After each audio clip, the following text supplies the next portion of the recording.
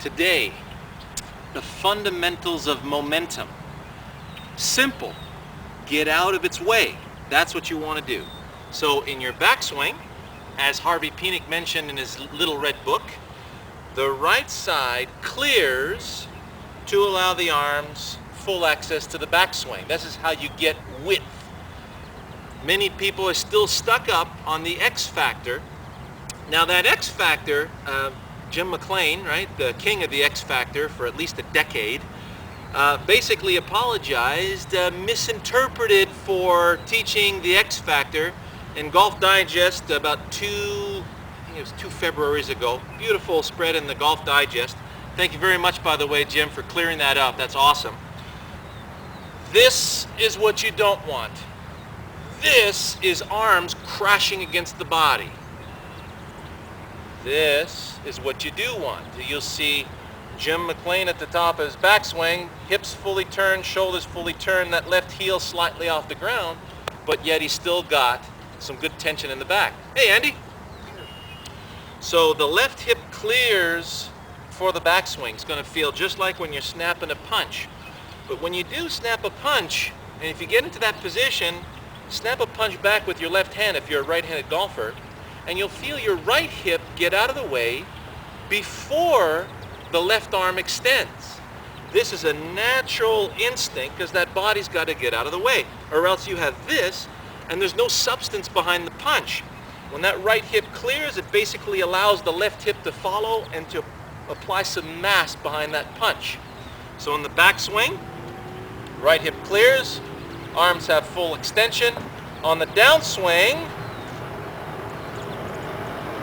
left hip clears. But if we look at the misinterpretation of this in Hogan's 5 Modern Fundamentals, they talk about Hogan starting the downswing by turning the hip. This is what people misinterpret that. That's a spin out. If you look at Hogan's swing, Ben Hogan had amazing leverage off his right leg. That right leg would hold its position, and as he was turning his left hip forward, you notice there's a lateral movement in there. Well, yeah, the lateral movement occurred in the backswing. If you remember, Hogan was not accused, but it was interpreted in Hogan's swing that he had a reverse pivot. Not so. The right hip, when it clears out of the way, is moving towards the target. There's your lateral move. Now the right side holds its position and basically forces the left side around and forward. If you look at the angle of my legs now, this is the angle you'll see at impact. Vertical left leg, that reverse K position we're talking about. So the right hip clears in the backswing, holds its position, and forces the left side to clear in the downswing. Now I've got this beautiful access to the target with my arms.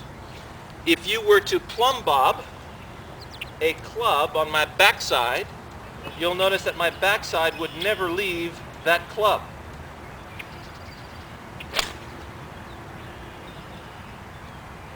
Until the end of the swing. So when the head comes up, then my backside leaves. Imagine a wall right back here, staying up against that wall with that right side. The right hip goes this way, holds its position, forces the left hip all the way back. This will feel very squatty because most of you are used to doing this, letting the right side fall to the position of the left side. This is what you'll see Tiger do when he's swinging badly. This will cause your head to drop right out of the sky. So if you hold your position properly, force that left side around and forward, now we've got beautiful support for that downswing, and therefore,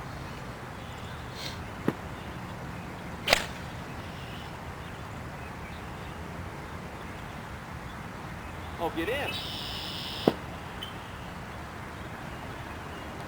Enjoy that one.